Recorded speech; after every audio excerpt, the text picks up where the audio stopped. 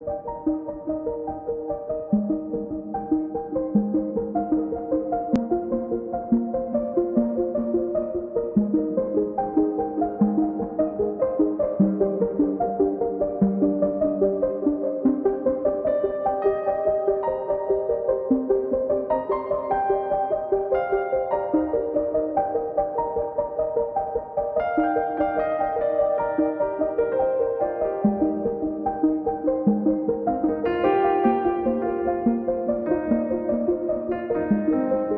task here tonight, I want to talk a lot about the coping strategies in dealing with grief. So we've done a good bit of talking about defining grief, and we know that it's some feelings of sorrow, it's extreme feelings. So grief goes beyond just your what we call run-of-the-mill feeling of sadness.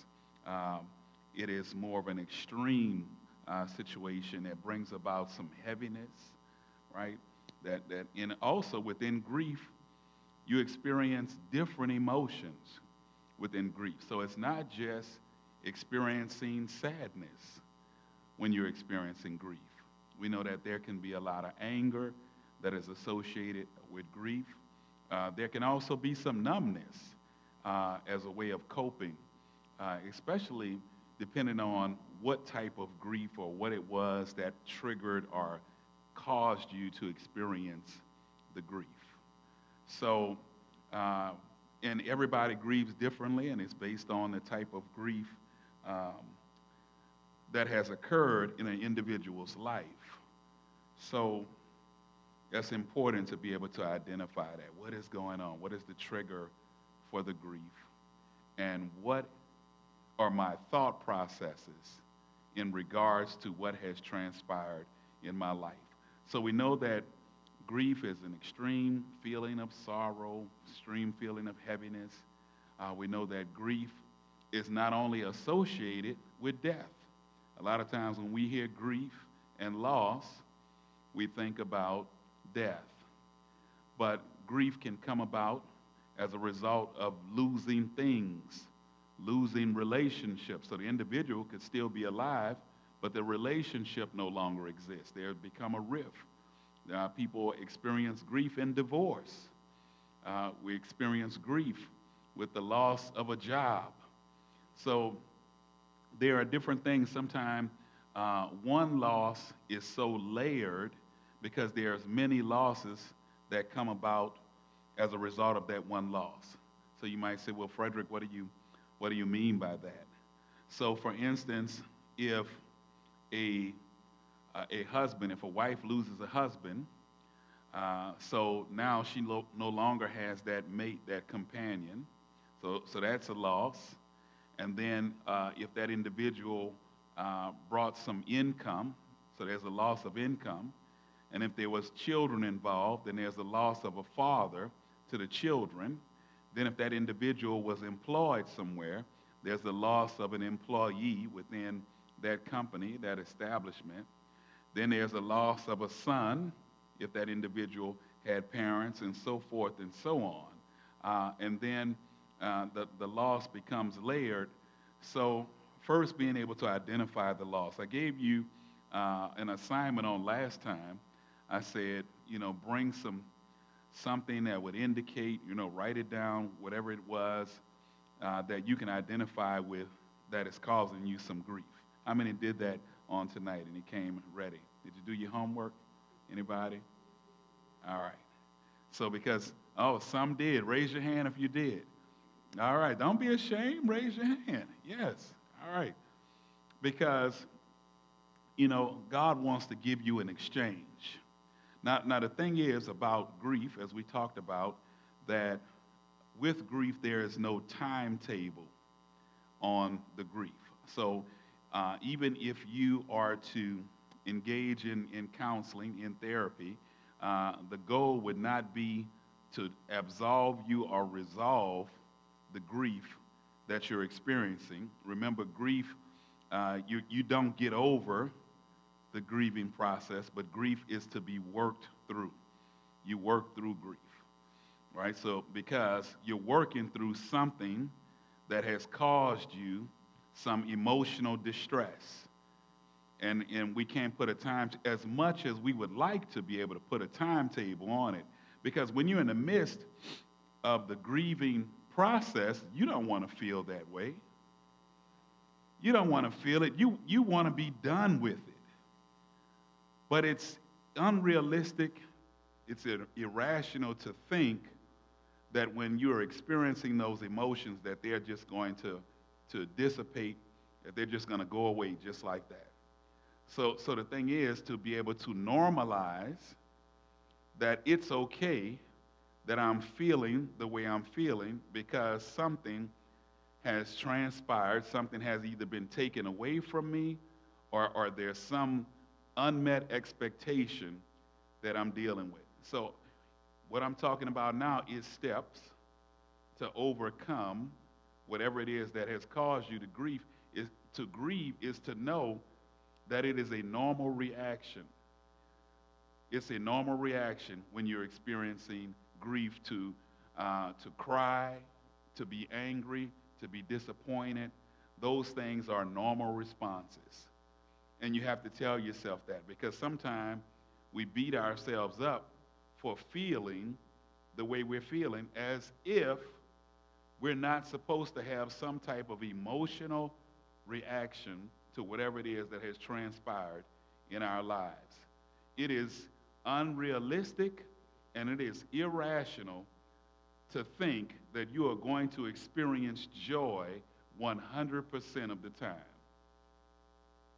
If that was the case, then the Bible would not have said, weeping may endure for a night, but joy comes in the morning, right? If that was the case, if we were supposed to experience joy 100% of the time, then we could take Ecclesiastes chapter 3 out of the Bible, because it says that there is a time and a season for everything under the sun. There's a time to cry. There's a time to refrain from crying. So the first thing in working through grief is to recognize that as human beings, we are going to experience some things on this side of heaven that's going to cause us some emotional distress. That there are going to be people that are going to be taken away from us in this life, as well as one day we will be taken away from somebody. That is a part of the process. Right? As much as we don't like that part of the process, it is a part of the process. It's a part of life. It has been going on from the beginning in Genesis, right? And the first ones who experienced that grief was Adam and Eve, because they experienced the death of a child, right? Cain and Abel. Cain murdered his brother. You think there was some grief there? Absolutely there was some grief. There was some sorrow. There was some suffering, right? And so we're able to work through grief. We process it. We don't get over it. We work through it, because there are going to be some times when certain things in life is going to remind you of what it is that you have lost. So the thing is to know that sometime when we experience loss, there are some things that can be replaced, and then there are some things that cannot be replaced when we deal, because we have to be able to normalize and we have to be able to think about this thing. So if we lose a parent, you can't replace the parent. But there are other relationships that you can form or develop that may resemble, it's not that relationship, but it may resemble the relationship that you had with that parent. Does that make sense? If you open yourself up to it. So, and I'm glad I'm in the house of the Lord, because I could use many biblical references to drive home the point that I'm making. So, how many know, and I think I mentioned this to some degree last time with Job, that Job lost all his children. But when you read over to the end of the book, he gained more children. But was it the same children? No, it was not the same children. because those children could not be replaced. But he did gain more children, but that does not negate the fact that he would still, at some point, grieve the other children that died so tragically. Does that make sense what I'm saying? So being able to go on throughout time and say, well, now that I don't have, last time I mentioned about having some missing pieces of the puzzle. So I cannot take for granted or ignore that there are other pieces that I need to attend to. So if some pieces of the puzzle are extracted, and at some point, pieces of the puzzle will be extracted. So I have to be able to, what we call, compartmentalize. So there may be some time that I set apart to honor the pieces that have been taken out of the equation. So you say, well, what do you mean taking time to honor the pieces that have been taken out of the equation? So this is something that we did a few years ago. One of the elders in our church had passed away. God allowed him to make that transition. To be absent from the body is to be present with the Lord, right? But you're not present in both places. You're either going to be here or you're going to be there. So when somebody transitions from being here with us, yeah, we may rejoice because we know where they are, but then there's another part of us that misses the fact that they're no longer here with us. So when you have a funeral service, on average, and y'all help me out with this, about how many people would they allow to speak and give words of expressions during a funeral service? Somebody say 5, somebody say 6, somebody say 3. What you say in the back? 3 people. On average, it's probably about 3 people. How many minutes? About 3 minutes, right? And then if you have somebody that's really rigid, they're going to get up. Please hold all expressions, right, to 3 minutes. We need you to be orderly. We got to keep the service what? Moving, right? So most people in their lifetime, do you think they have come into relationship with more than 3 people? Absolutely, right? If you've been on this earth any length of time, you have developed relationships where you have been in relationship with more than 3 people. But for the sake of what? Time, 3 people will be allowed to get up and give words of expressions. So if you live any length of time, do you think that you have more than 2 or 3 minutes to say something about, like, worth of information to convey about that person?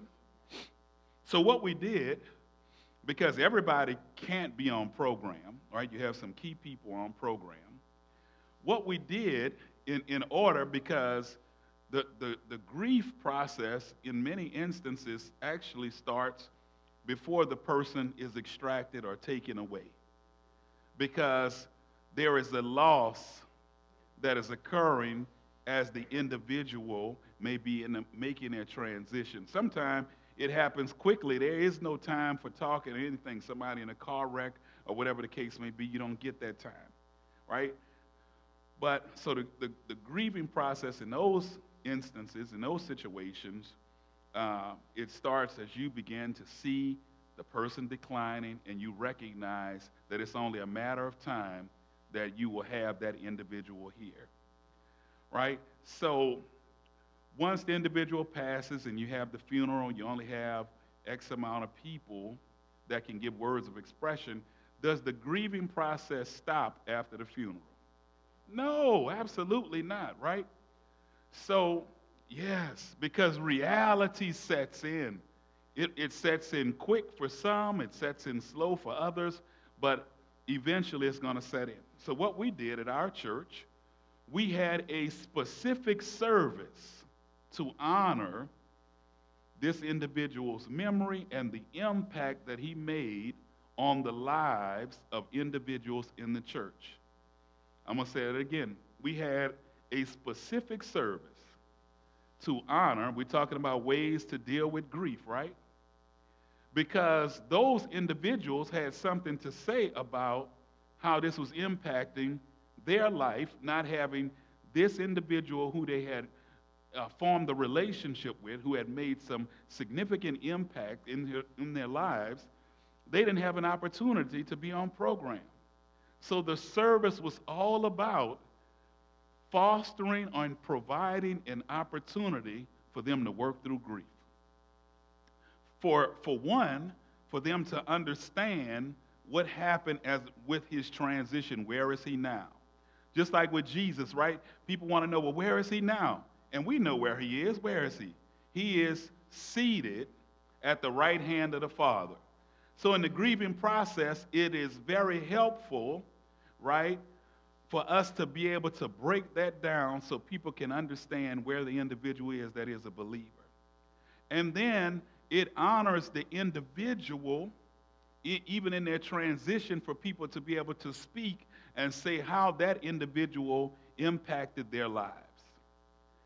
It's healing to be able to talk about the individual and to talk about what it's going to mean now that that void is there. Need to be able to talk about it. The thing not to do is to not talk about it, but open up a forum to talk about it. Talk about the individual. Talk about, allow space for individuals to be able to cry. Crying is okay. The thing that we don't want to say is don't cry. Because what does crying do? Does crying make you uncomfortable? Someone should be able to be allowed to cry and to process and say, and you encourage that, and you tell them it's okay. It's okay to cry. Because sometimes what happens when people are crying, they begin to apologize. I'm so sorry. I'm sorry. I don't mean to cry. I'm sorry. And you tell them there's no need to apologize because what you're doing is a normal reaction to this loss. So during that service, individuals had an opportunity to be able to talk, and they were not restricted to 3 minutes. They were able to say what they needed to say. They were able to ask questions.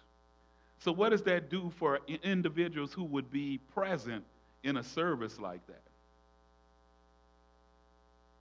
It helps them with their grief, because when one person passes, then what does it do? It causes us to reflect on other individuals that we may have been connected to that passed. So there is a parallel that's going on. There is a simultaneous processing and healing that is taking place. Because sometimes we don't have an opportunity because nobody wants to talk about what we call the elephant in the room. And we have to be able, because in order for that elephant to move, we have to be able to call it out and say, there's an elephant there. I see it. Do you see it too? Right? So family members being able to talk about it. So we as a church, because remember the church, we are family, right? Jesus said, who is my mother? Who is my brother?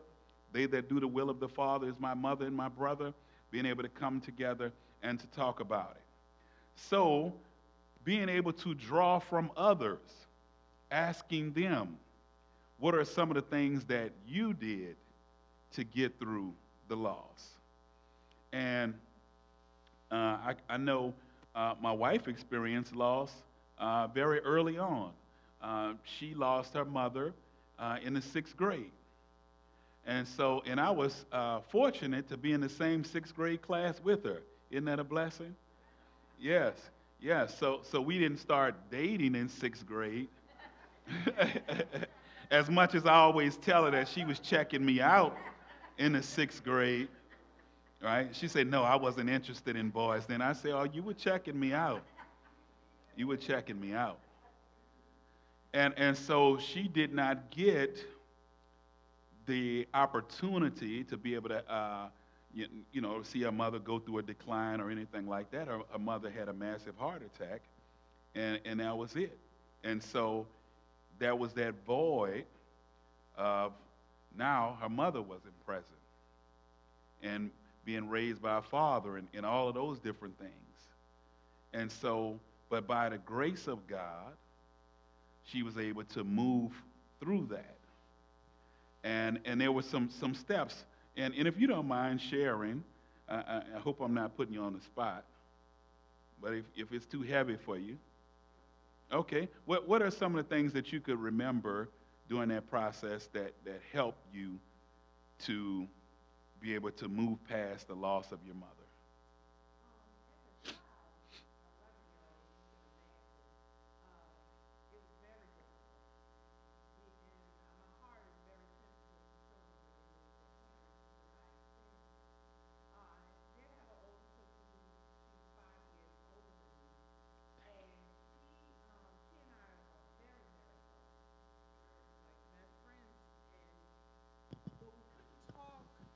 We couldn't talk about our grief. At that time, she was 16, I was 11. I couldn't express it and verbalize it, except for I remember saying, "Oh, I miss mama. I miss mama so much." And she couldn't say much either. We both went through, I can say for me, I went through the stages of grief, just as plain as Pastor Gillam explains it. I was angry as a child. I didn't understand. I remember I have a lot of aunts and family that was there to support us through it, but we couldn't talk about it. They didn't know how to talk about it with us because we were children and they loved us so much.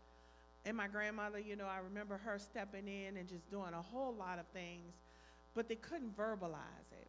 So with children, as a child, I can say children won't say a whole lot because of what we know as development. As a child, you just don't know how to talk about it.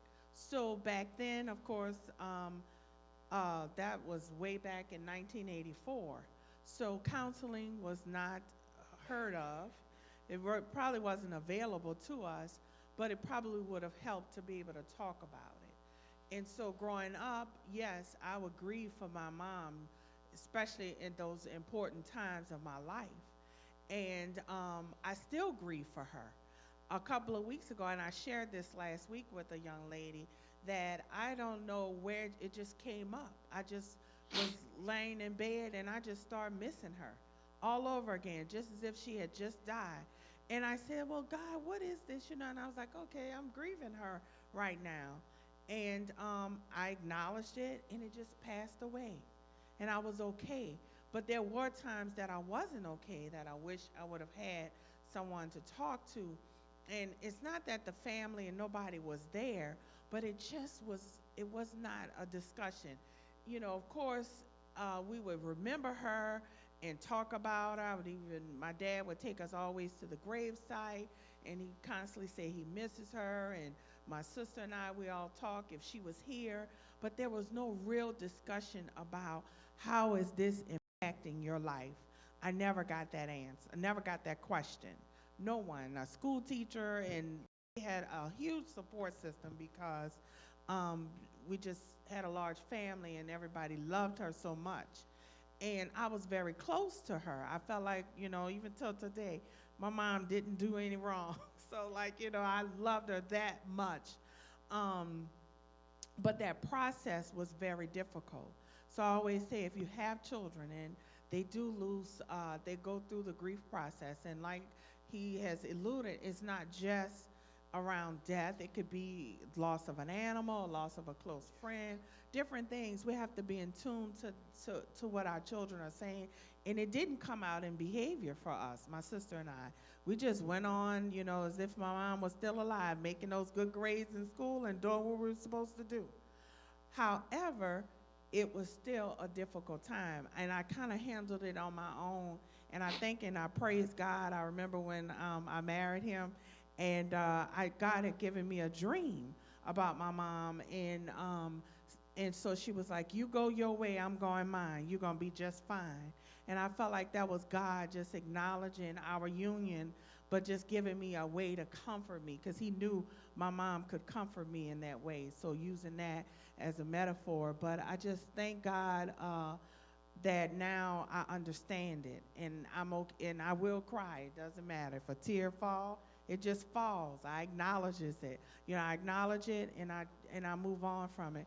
But I'm, years have passed, and I hadn't done that a couple of weeks ago. I was like, wow, where did this come from? And so I can attest and agree with him when he says that it may never go away. It may just pop up. And I didn't try to suppress it. I just kind of sat in it, and I thank God for her and for the time that God did give me her. Thank you. Thank you. There you go. Amen. Amen. So just hearing that, and it's important for children. We try to shield children, from death, but they need to be able to go through the process and to have discussion because they wonder, and sometimes we come up with creative ways and we say, oh, they're in the sky now. So guess what they're going to be doing? Looking up to the sky. They're going to be looking up to the sky wondering, because remember, a child thinks differently. So when you say they're in the sky, when they get up and go throughout the day, they're looking, is my daddy up there? Yeah, I don't see my daddy. Or being careful, what we say that, oh, you don't have a dad now. Being careful with our language and how we explain things to a child. And we think, oh, well, they can't handle that. That's your thought process that they can't handle it, but they have questions. And we need to be able to break it down on their level and be able to talk about, what it means to us, what it means, like she said, to the child, to not have that individual. So there may be some quiet support, whereas everybody recognizes the need and rallies together to support the individual. But there also needs to be some conversation that needs to take place to talk about and to normalize what it means not to have that individual. And I could remember, because of the loss, my wife would tell me that there were some things that she and her sister had to assume as a result of her mother no longer being there. So they started doing things like cooking. There was a lot of things that her dad was not aware of that her mother had shared with them at an early age, like checkbooks and all of that kind of stuff, and where she kept certain things. So because the piece of the puzzle was missing, they had to assume certain things at a much earlier age. So being able to talk about that. So we know that you cannot replace individuals. So we have to talk about what does it mean to go on without the individual or individuals, because sometimes it's multiple losses. And the losses may occur in different ways. So it could be like, remember with Job, it was multiple losses, right? It wasn't just his children, but it was his property, it was his livestock. So he was grieving. That was complicated grief on many different levels. So there are multiple losses, and then we have a tendency to blame or to get angry with God. And I said last time, God can handle our anger, our emotions, because we're human and we're processing and we go through it. And then there'll be a space of time when we'll come back and we'll say, Lord, help me to get through. Because did not Job get angry? He got angry, and God, but don't do like his wife suggested. She advised him to curse God and die. It's like, you talking like a foolish woman, right? So, and God said, be angry, but don't sin. Anger is a part of grief at times, and we might have these questions, and we might say, well, why is this happening to me, and all of that. So pay attention to what your thought processes are as you're going through grief. And that's what can cause the process of whatever it is that you're dealing with to escalate. You start to spiral because of the thought processes and beginning to think that you're the only person that is experiencing what you're experiencing. And out of all of the billions of people, right, on this planet, there are other people who have experienced some of the same things. If not, I have a cousin on my father's side of the family. Has it been, what, 2 years now? 2 years ago, my cousin lost her husband and 2 children in a car accident. She was not in the car with them. The father was in the car with the children, and they were on the interstate. This happened in Texas. And I believe they were rear-ended, and it smashed the car, and they didn't make it out. So that's 3 losses at one time, husband and 2 small children. And it's been a journey. It's been a journey. And so a lot of support, and still going to need that because, you go on, and as time continues, you still remember, and you think about what would it have been like if they were still here, so forth and so on, vacillating, going back and forth. So it is necessary to be able to get the help and the resources. And thankfully, her father, he's in the ministry, he's a pastor, but a lot of family support. And I initially, when I reached out to her, I said, please be sure to get some counseling, as you're going through this experience. And as we all are going through it as family, utilize counseling. So we need to be able to normalize that experience. So you say, well, what can I expect when I get counseling? So for one, when you go to a professional counselor, whether it's a LPC, a licensed professional counselor like myself, or a LCSW, a licensed clinical social worker, or an LMFT, which is a licensed marriage and family therapist, you can expect to get confidential counseling. Confidential. So that is a part of the code of ethics that a professional counselor operates under that mandate. So when you go in, you can know that your information is not going to be shared. The only thing that is excluded when it comes to confidentiality, the limits of confidentiality, is if an individual is engaged in child abuse or elder abuse. So those are limits to confidentiality. So we are mandated reporters, so if someone discloses that they are being abused or they are abusing, or if information comes up that someone is being abused, and we're able to kind of get the story. Now, we don't determine whether or not the abuse is taking place, but if there is suspicion of child abuse, our job is to report it. Child abuse, elder abuse, and then the entities that we report to, whether it be Child Protective Services, CPS, Department of Children's Services, DCS, or Elder Services, it's their job to investigate and to substantiate whether or not abuse is taking place. It's not our job, but we're mandated reporters. So that's a limit to confidentiality. Another limit to confidentiality is if an individual is having suicidal thoughts with a plan in place. Because someone may have suicidal thoughts, but they may not have a plan in place to harm themselves. So you can have what we call passive suicidal thoughts, passive thoughts of wanting to take your life, like it just comes in and goes, but you have not envisioned, or you have no intent to carry this out. But if you express or vocalize, yes, I want to take my life and I have a plan in place, that's a limit to confidentiality, because our job is to keep you safe. Number one job is to do no harm. We're supposed to keep you safe. So suicidal ideation with a plan in place, or homicidal ideation, intent to harm someone else with a plan in place.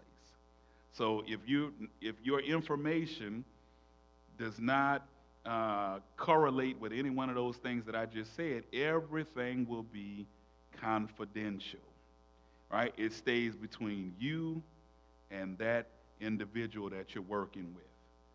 So, some other things that are helpful is one of the things I had on my slide is called intentional grounding, right? I borrowed that from the football term. Any football fans in here, right? All right, who that? The Saints. I know all of y'all Saints fans, right? Of course you are, because y'all saints, right? You are saints, right? You saints. You saints because I know that y'all have heard that song, I Want to Be in That Number. It doesn't say when the Cowboys go marching in. It doesn't say when the Patriots go marching in. It say when the Saints go marching in. So intentional grounding from a therapeutic standpoint, it's necessary to have something that can serve as an anchor to bring about peace, calm, and relaxation. It is grounding with the intent of helping the person to be present and productive in less than favorable circumstances. So in football, it's when the passer throws forward pass without a realistic chance of completion. So if the receiver is not present anywhere where he throws the ball and he's trying to get rid of it, they call it intentional grounding.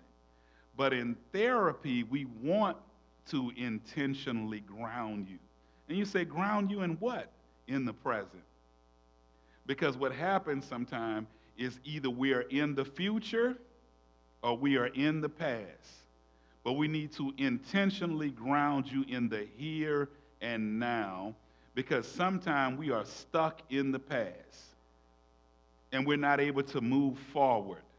And God, remember I told you that God had said to Samuel, how long will you grieve over Saul? I have rejected him from being king. So it was, in other words, he was saying, you play a part in this, and I have something else for you to do.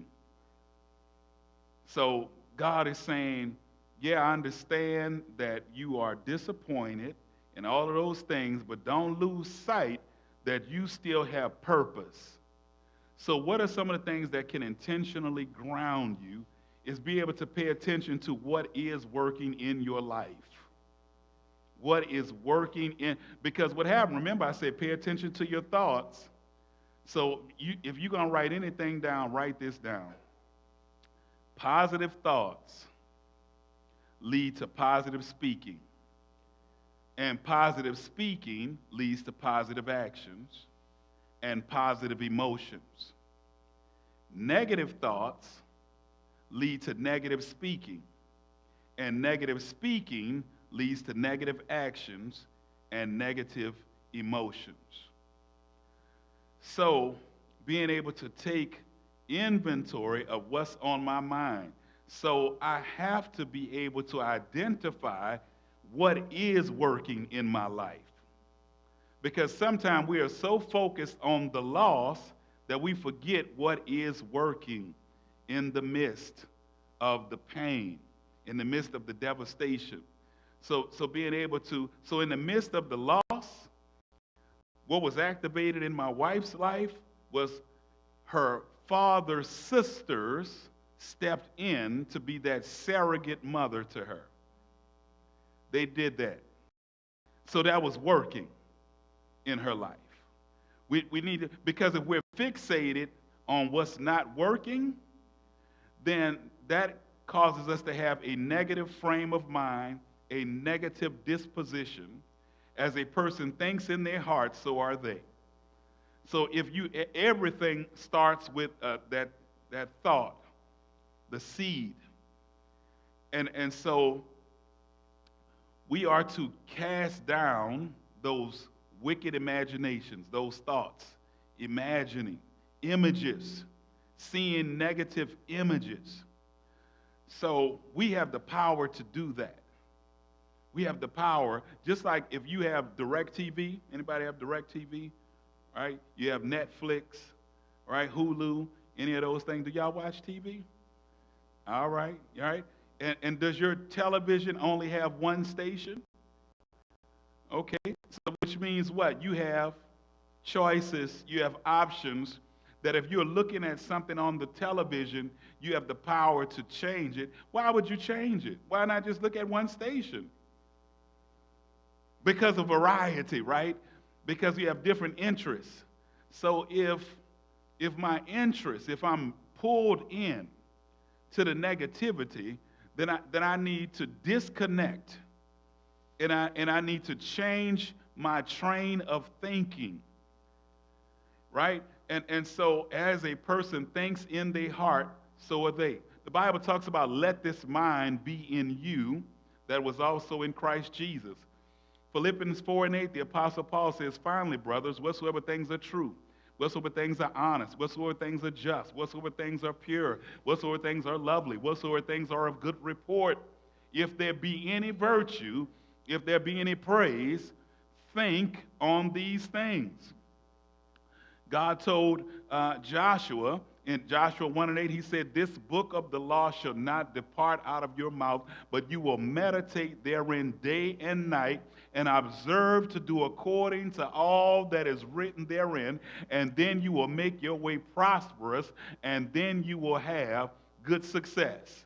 Meditation is another way to overcome grief. There's a difference between meditating and ruminating. Meditation is something positive. Meditation is not this new age stuff. This is not a new word, meditation. We need to talk more about meditating, because did God say in his word meditate? And he said meditate on his word, and he tells us to also meditate on positive things. When you ruminate, which is contrary to meditation, rumination is when you have negative thoughts rolling around in your head, because negative thoughts precede negative actions. So when I'm dealing with grief and loss, I have to assess what is my thought process, because I have the ability to change the station. Would y'all agree with that? Yes, I have the ability to change the station. And so being able to, so sometimes it's good to journal, to write the vision, make it plain, write down your thoughts, and then challenge your thoughts to see if your thoughts align with the will of God for your life. If you don't want to write it down, type it. But as long as you can pen it and see it, then you could challenge it, because you need to get it from out of here and you need to bring it into the earth realm and see if it lines up. If what you're thinking, is it conducive for qualitative life, for a good life? Because our thoughts can make or break us, right?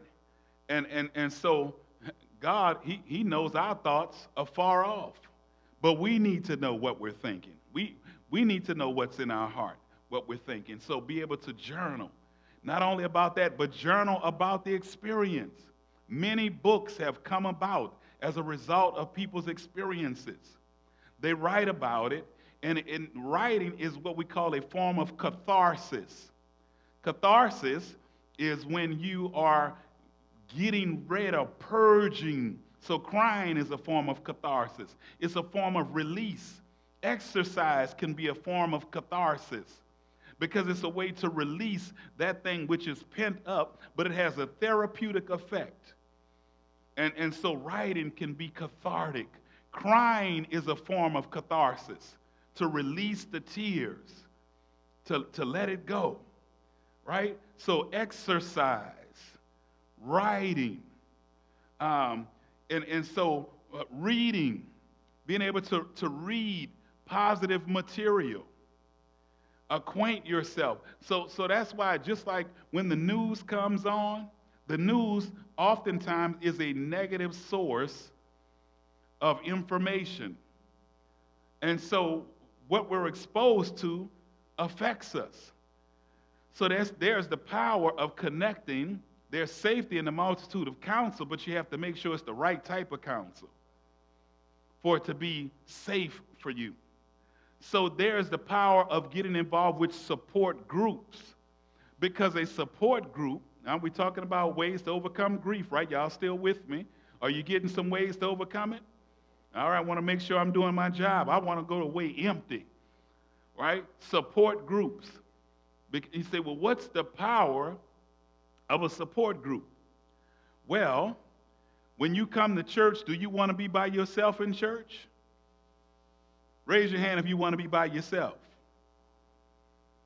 If you want to be by yourself, a congregation, by virtue of that definition, it means more than one person coming together for a common cause.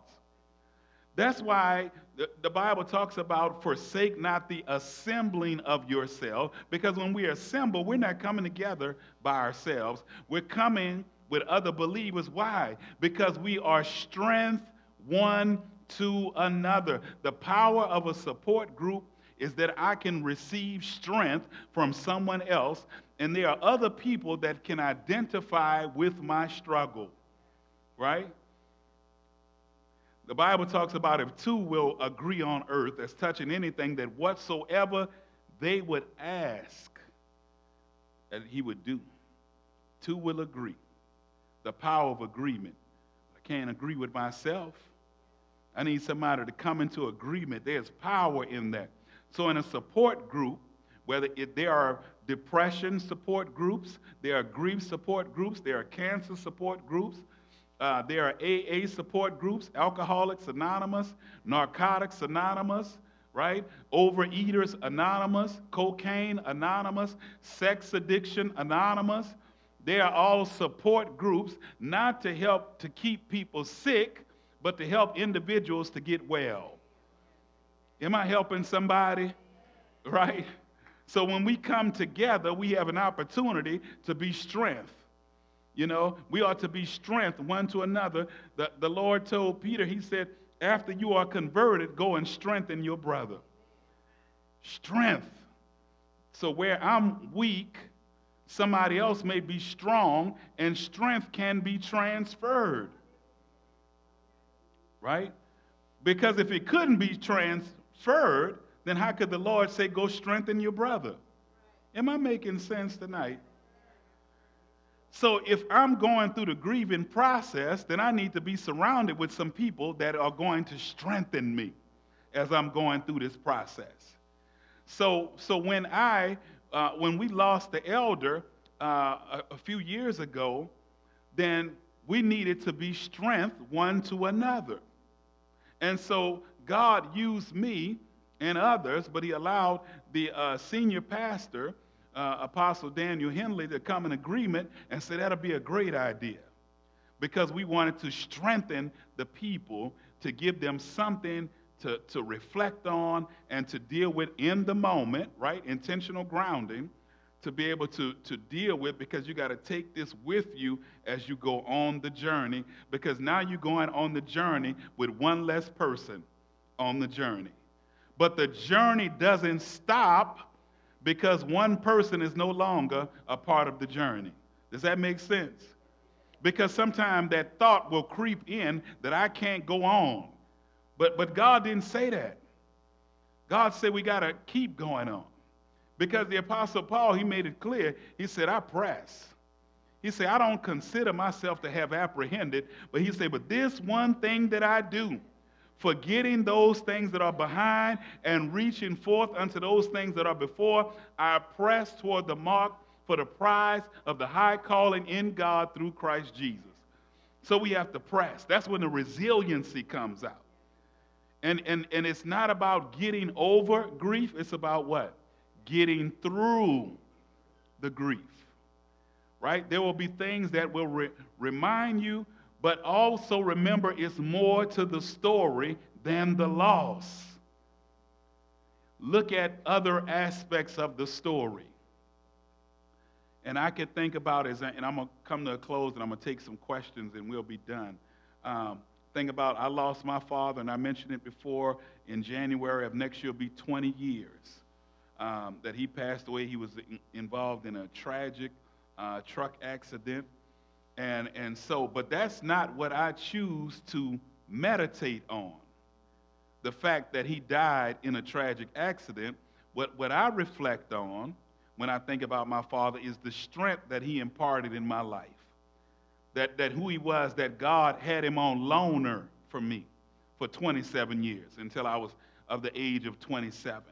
And I think about, and I'm so grateful that I had him up until that point and that I didn't lose him when I was a little child. So many things. Gratitude is another way to overcome grief. Gratitude. Being able to look and to think and to reflect. What did the person mean to you? And how do you take with you those deposits and honor that in your daily living? I do it with my grandmother. You know, I talked about how she was a godly woman, always reading her Bible. And she was Creole from Lafayette, Louisiana. She had this real strong accent. And if anybody has been to Lafayette and around up in there, and you hear that accent, it's very distinct. And she called me Fredo. And she said, Fredo, come on, read your Bible, man. And I read, she had that big white Bible with all of the pictures in it. But grandmother would sit down and talk to me about reading the Bible. Those are the things I reflect on. She told me before I started pastoring, she said, you're going to get your church, man. She prophesied that, and it happened. And there was many things along the way, the nuggets that she would speak. So whenever I'm honored to stand before people and to be used by God, I reflect on the deposits that she made in my life. So as we're at our conclusion, questions, comments, anybody? This is your time. It's all about you. Look at the person next to you and say, it's all about you.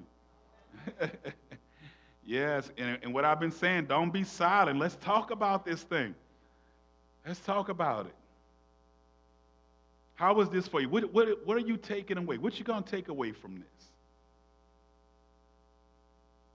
Don't everybody, one at a time. Now, let's not talk over each other. Don't be shy. Yes.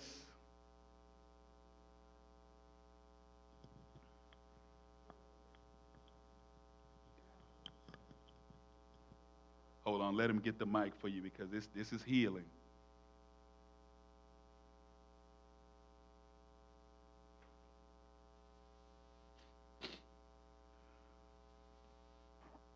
I was dealing with a lot of regrets concerning my brothers, older brother and younger brother. Um, some things I should have done that may have made life better for them, and just a lot of things like that. But what has helped me is that you've showed us how we can think positive and not remember the his leaving, the way he had to leave, Yes, ma'am. and what could have been done then that wasn't, and all of that. But I think back now on the childhood days, because I'm the oldest of the children, and I think about him when he was a little boy and how active he was, and I start reflecting on those things, and that helps. That helps. But when it comes time for his birthday, their birthdays, you know, I would think about their birthdays, and sometimes I would want to even know that that's the day. Yes, You ma'am. know, but now I can see how to handle it differently. Yes, you're at a different place in the grieving process.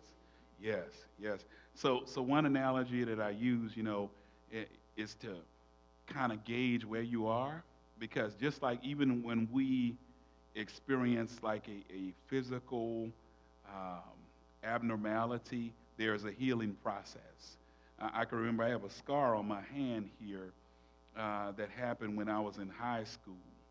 I was on my way to a Bible study one night, and I had called a friend of mine that lived around the corner. It was a good friend of mine, and I asked him, was he going to the Bible study? He had told me he was going. So here it is. I'm on my bike, right? I'm about to go pick him up. You know, back then we used to ride folks on the handlebars. Anybody remember that? So I get around there to his house, and he tells me he's not going. So, of course, I'm late now, so I'm getting on my bike, and I'm pumping this bike real fast, and the chain slipped, handlebars twisted, and threw me over, and I tell you, I had like a hole in my hand and skinned my hand real bad. I remember what happened, but the pain is not there. I can see it. I can talk about it just like I'm talking to you about it, but my recollection of the event, there is no pain associated with it. No matter how much I press on this hand, there's no pain there. That's the healing process. It's not to say that the event did not occur, because it did, but my perspective on it has changed now. Yeah. Anybody else? Questions, comments? Yes, ma'am. Okay.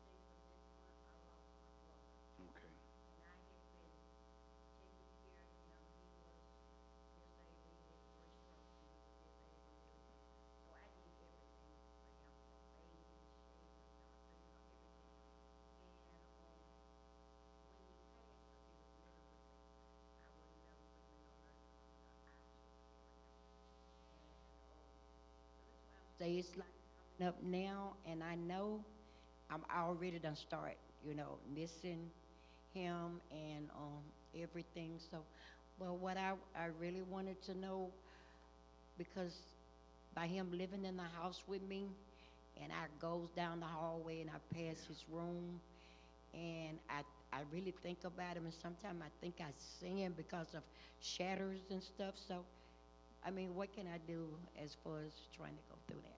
Yes. So it's a process, and you have to work at your own pace as far as removing some of the things in the home, and you might get some other people to help you with that process, and you might do it a little bit at a time. So if when you see those things, it causes you to be in that negative space. For some people, seeing those things causes them to be in a positive space. It's different for everybody. But the thing is, you have to identify that it is important for you to be in a healthy place. So the things that are associated with the individual or with the loss that cause you to be in a negative space, then you have to consider, what do I need to do, because you're here to live. And Jesus said, I have come that you might have life, and that more abundantly. Now there may be guilt that comes in, that if I begin to remove these things, it means that I'm forgetting about the person. That's a lie from the pits of hell. It does not, that is false guilt. It does not mean that you're forgetting about him. It just means that you are slowly turning the page, and you're learning to live life on life's terms so that you can heal and be able to move forward, right? And then you get to pick and structure the home in a way that is healthy for you, and it honors what you did for him. Does that make sense? Come on, give the Lord a praise. Yes, sir. Well, for our recording, I don't know if they're recording it, but okay. I think. Coming up as a young child, the first time you experience grief, the first thing they tell you is, men don't cry. Okay. You're not supposed to cry. You're supposed to be strong. But nobody knows what's in your heart or on your mind, so nobody can tell you that. And as you get older, men are reluctant to tell someone else about what they're feeling or what they're going through, because your feeling is, I tell you, it might not stop here. If it stops here, we're doing a great justice to not only ourselves, but the other person. So that's one thing I had in mind. People need to understand that we grieve different ways. Yes. And we can't tell another person, you don't do this, because we never know what's on their mind. Yes. Thank you. Thank you. Yes. Are we out of time, Pastor? Yeah. So I want to say this in response, and thank you for sharing that, is that, did God only give tears to women?